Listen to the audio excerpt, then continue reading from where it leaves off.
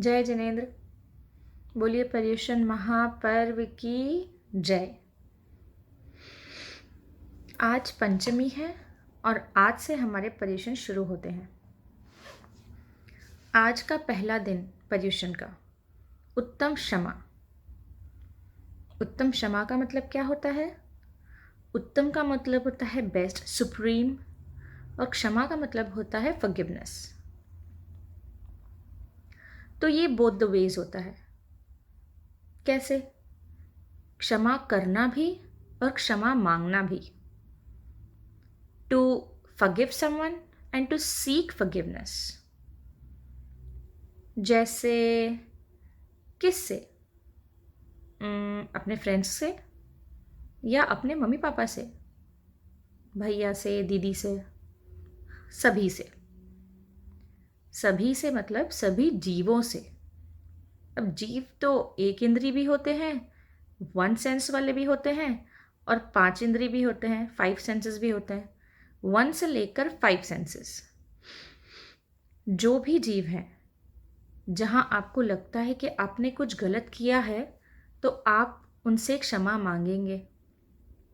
जैसे कई बार चलते हुए हमने चींटी पर पैर रख दिया गलती से, तो उसकी क्षमा मांगना।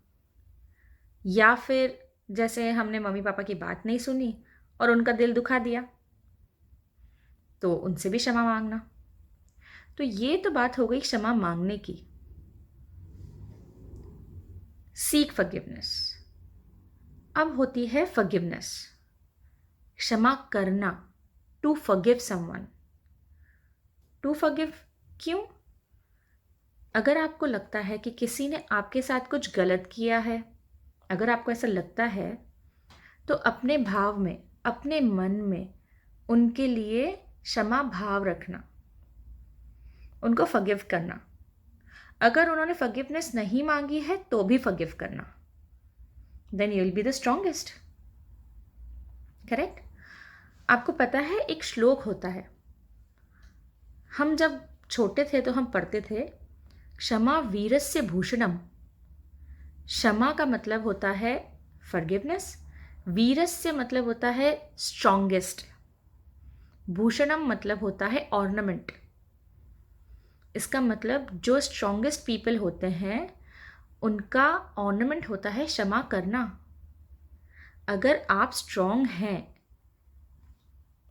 माइंड से भी और दिल से भी, हार्ट से भी, तो ही आप फॉरगिव करेंगे, नहीं तो आप गुस्सा करके बैठे रहेंगे।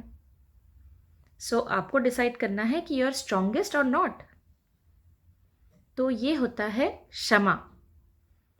अब उत्तम क्षमा मतलब सुप्रीम किस चीज़ के लिए है? सुप्रीम होता है, उत्तम क्षमा होता है हमारी आत्मा से क्षमा, जो हमारे कर्मों के चक्कर में यहाँ से वहाँ पर्यायों में भटक रही है, मोक्ष नहीं जा रही है, इसीलिए उससे भी क्षमा। तो अपने आप से भी क्षमा मांग ली, जिसने कुछ गलती की उसे भी क्षमा कर दिया, और जहाँ हमसे गलती से गलती हो गई उनसे भी क्षमा मांग ली, तो हो गया उत्तम क्षमा।